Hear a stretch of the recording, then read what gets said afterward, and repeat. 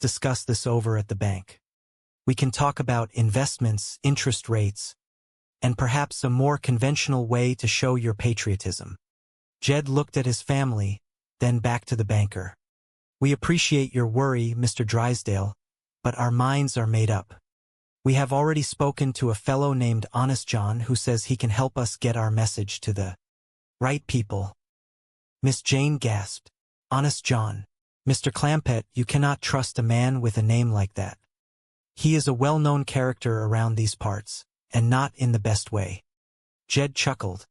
A sound as deep and steady as the hills he came from. Folks are folks, Miss Jane. Some are just a bit more colorful than others. Meanwhile, in a hidden corner of the city, Honest John and his partner were plotting their next move. Shifty, you have got to see this, Honest John whispered, holding a crumpled map of the city.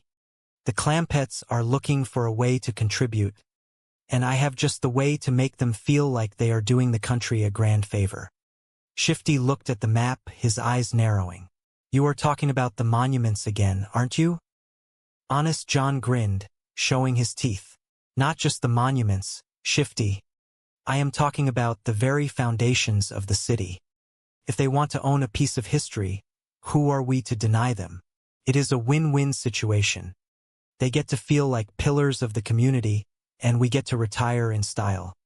Shifty hesitated, but the glint of potential profit was too much to ignore. All right, but we have to be careful. They are not as simple as they look. Back at the hotel, Jethro was still working on his inventions, completely oblivious to the schemes unfolding around him. He had convinced himself that the key to saving the nation was a combination of high-tech gear and good old-fashioned grit. Ellie Mae sat on the floor, surrounded by her beloved critters, listening to Jethro talk about his plans to build a national network of electric scooters. Sounds grand, Jethro, but do you think the squirrels will like it? Jethro paused, considering this seriously. I will design them with special baskets, Ellie Mae.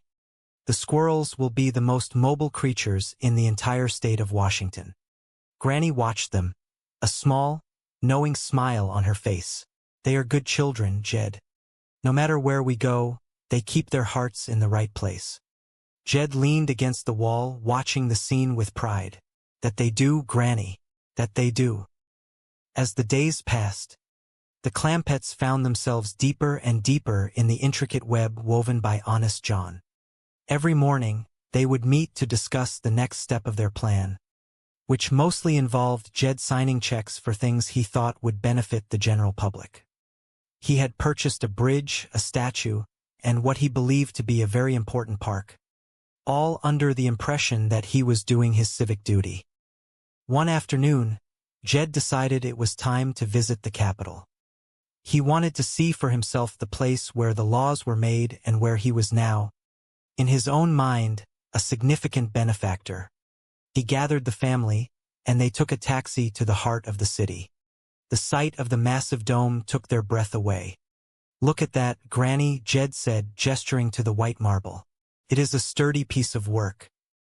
Jethro was already sketching out ways to add a panoramic observation deck to the top. I could install a telescope, Uncle Jed. We could see for miles. Maybe even all the way back to the hills. Ellie Mae was busy counting the pigeons on the steps, wondering if they were federal property. Just as they were admiring the view, they ran into Honest John, who was looking quite busy. Why, Mr. Clampett, what a surprise to see you here. I was just about to go inside and check on the progress of your latest contribution. Jed beamed. I thought I would bring the family for a look-see, Honest John. It is a mighty fine building. Honest John nodded solemnly. It is indeed. And thanks to your generosity, it will be preserved for generations to come. He then leaned in close. I have word that the President is quite touched by your recent efforts. He is very busy, of course, but he has been made aware of your commitment. Jed felt a swell of pride. That is all we could ask for. As they walked around the grounds, they felt a sense of belonging. They were no longer just visitors. They were participants in the great American story. They saw other tourists taking pictures and marveling at the architecture, and Jed felt a warm glow of satisfaction. He wasn't doing this for the glory. He was doing it because he believed in the goodness of people and the strength of the country. The days turned into weeks, and the Clampetts became a fixture in the local scene. They were known for their kindness, their strange but well-meaning inventions, and their unwavering faith in the people they met. Even when Mr. Drysdale and Miss Jane tried to warn them, they remained undeterred. They saw the world through a lens of optimism, and nothing could dim their spirit. One evening, while sitting in their hotel suite, Jed looked at the sunset reflecting off the distant monuments. Granny, I think we have done the right thing. We have used what we have to help those who needed it, and we have shared our good fortune with the country that has given us so much. Granny looked up from her needlework, her eyes reflecting the golden light. You have a good heart, Jed, and that is what matters most. Jethro wandered over, holding a new contraption he had built that resembled a combination of a toaster and a radio. I have figured it out, Uncle Jed. This will toast bread while playing the news. It is the ultimate convenience. Jed laughed, a hearty, genuine sound. You are a genius in your own way, Jethro. Never stop dreaming. In the end, it was not the buildings or the money that defined their time in the city. It was the joy they brought to those around them. They had remained true to themselves, simple mountaineers with big hearts, navigating the complexities of a new world with grace and humor. They had found their place in the grand tapestry of the nation, and in doing so, they had shown everyone that kindness, honesty, and a little bit of mountain wisdom can go a long way in any city, big or small. And so, the Clampetts continued their adventures, always looking for the next way to do a good deed, always keeping the spirit of their home alive in their hearts, and always, no matter what, keeping their promise to each other to stay the same family they had always been. Come what may, the grand buildings and the marble monuments would stand, but the spirit of the Clampetts, the spirit of laughter, love, and community, would remain the true legacy of their time in the heart of the nation. The wind whistled softly through the hills, carrying with it the promise of a crisp afternoon. Jed Clampett sat upon his front porch, whittling a piece of cedar with the practiced ease of a man who had spent a lifetime in the quiet embrace of nature. Beside him, Granny was busy tending to her collection of jars, her brow furrowed in concentration as she organized her latest batch of pickled vegetables. The house was quiet, save for the gentle sounds of the woods and the occasional rustle of leaves against the weathered wood siding. Elmer, the raccoon, scampered about the corner of the room, his nimble paws searching through the cabinetry for hidden treasures.